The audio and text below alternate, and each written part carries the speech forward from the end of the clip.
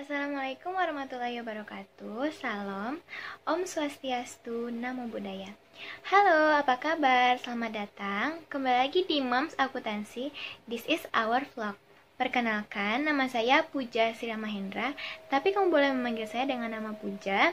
Profesi saya saat ini adalah saya seorang mahasiswi di Politeknik Bisnis dan Pasar Modal atau sering disebut dengan BCM College dengan spesialisasi akuntansi perpajakan.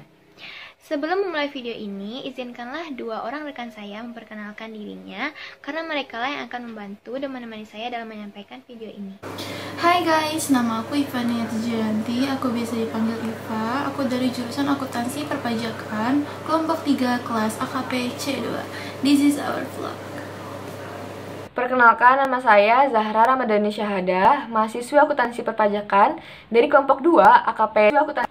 And this is our vlog. Baiklah, pada kesempatan kali ini kami akan menyampaikan sedikit ilmu mengenai akuntansi dengan subjudul Kenapa sih jurnal penyesuaian itu masih diperlukan? Nah, sesuatu yang masih diperlukan itu tentu saja ada alasannya, bukan? Seperti saya dan rekan-rekan saya. Kamu pasti memiliki alasan kenapa memakai kerudung dengan warna hitam dan memakai baju dengan motif strip seperti ini. Nah, begitu juga dengan jurnal penyesuaian. Dia pasti memiliki alasan kenapa masih diperlukan dalam pencatatan akuntansi. Untuk mengetahui alasan tersebut, terlebih dahulu kita harus mengetahui apa sih itu jurnal penyesuaian. Jurnal penyesuaian merupakan salah satu jurnal penting yang harus ada di dalam proses pencatatan akuntansi.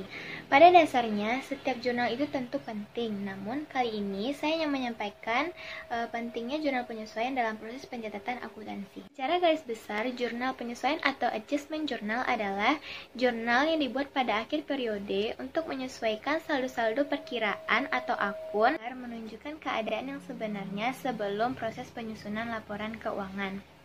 Jurnal penyesuaian juga disebut sebagai pemisah antara akun pendapatan dengan akun beban. Nah, dari pernyataan barusan pasti kamu bertanya-tanya kan, saldo apa aja sih yang harus disesuaikan? Transaksi-transaksi yang memerlukan jurnal penyesuaian. Yang pertama, penyesuaian penyusutan aktiva tetap. Contohnya seperti penyusutan peralatan kantor, gedung, mesin, dan lain-lain. Yang kedua, penyesuaian beban dibayar di muka. Contohnya biaya sewa dibayar di muka dan asuransi dibayar di muka. Ketiga, penyesuaian pemakaian perlengkapan.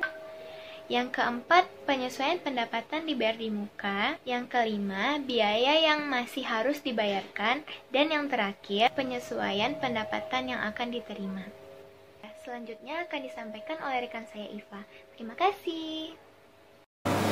So guys, tadi kalian udah tahu kan pengertian dari jurnal penyesuaian. Mungkin sekarang terlintas di pikiran kalian kayak kenapa saldo itu perlu disesuaikan? Apa yang menjadi penyebab saldo itu harus disesuaikan?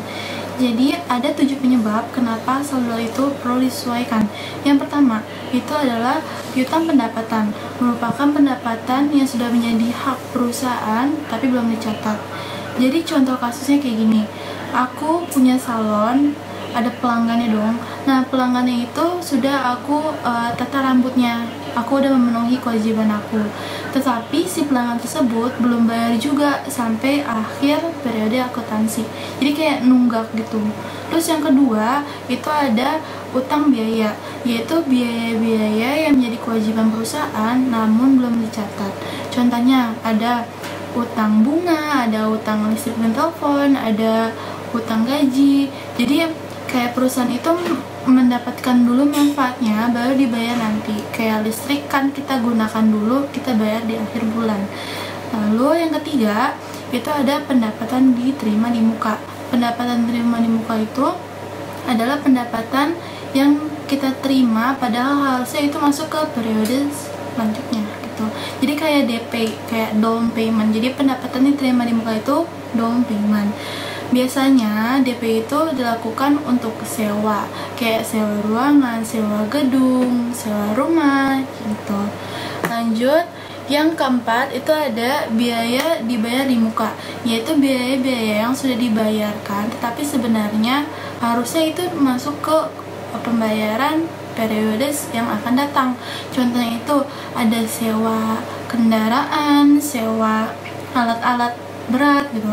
Jadi kalau misalkan kalian individu aja nih ke Bali, terus kalian mau ngiter-ngiter, kalian pasti sewa kendaraan dulu kan. Kalian tuh bayar dulu tuh di muka, baru bisa jalan-jalan pakai kendaraannya. Lanjut, yang kelima ada kerugian piutang. Kerugian piutang itu taksiran kerugian yang timbul karena adanya piutang yang tak terbayar. Jadi ini tuh hasil dari piutang pendapatan yang nunggak terus gak bayar-bayar, jadi kerugian piutang. Biasanya juga hal ini disebabkan karena bangkrut atau ada bencana. Lanjut, ada yang keenam, itu ada depresiasi atau penyusutan. Jadi penyusutan itu kayak kita ada aktiva tetap yang digunakan terus menerus, lama-lama manfaatnya bakal berkurang, dan itu dibebankan pada suatu periode akuntansi. Contohnya mesin di suatu perusahaan itu ada yang bekerja berjam-jam lama banget, atau bahkan ada yang non-stop. Nah, selama pekerjaannya berlangsung itu pasti lama-lama mesin itu haus, akan mengalami penyusutan, butuh repair gitu, atau umur mesinnya berkurang karena jam pemakaiannya bertambah gitu. Lanjut, ada yang ketujuh, yaitu biaya pemakaian perlengkapan, yaitu bagian dari harga beli perlengkapan yang sudah digunakan selama periode akuntansi. Jadi kayak misalkan di perusahaan kayak beli paper kayak gitu, perlengkapan, segala macam perlengkapan yang sudah digunakan dalam satu periode tersebut. Kita lanjut ke faktor-faktor yang mempengaruhi adanya penyusutan. Jadi guys, terdapat dua faktor yang menyebabkan penyusutan. Yang pertama, itu adalah keadaan di mana sudah terjadi transaksi tapi perkiraannya itu belum dicatat. Atau di kasus yang kedua, yaitu perkiraan transaksinya itu sudah dicatat tetapi masih perlu penyesuaian supaya data yang diterima lebih akurat. Oke guys, kita bakal lanjutkan materi selanjutnya. So, di sini saya akan melanjutkan pembahasan materi tentang AJP yang sebelumnya sudah dibahas oleh teman-teman saya. Jadi, setelah kita tahu apa itu AJP dari pengertiannya hingga apa aja sih yang perlu disesuaikan, maka kali ini saya akan membahas tentang apa sih tujuan AJP itu dibuat. Jadi, AJP memiliki 5 tujuan utama. Yang pertama adalah untuk memastikan akun-akun yang masih bersifat campuran atau mixed account itu menjadi dua jenis akun, yaitu akun real dan akun nominal. Yang kedua, supaya pada akhir periode akun real, khususnya aktiva dan hutang, di dalam neraca menunjukkan jumlah yang sebenarnya. Yang ketiga, supaya pada akhir periode pula akun-akun nominal seperti pendapatan dan beban memperlihatkan jumlah saldo yang benar-benar sudah menjadi pendapatan dan beban pada periode yang terkait. Yang keempat, untuk menghindari terjadi kesalahan terkait pos-pos antisipasi. Apa sih pos-pos antisipasi itu?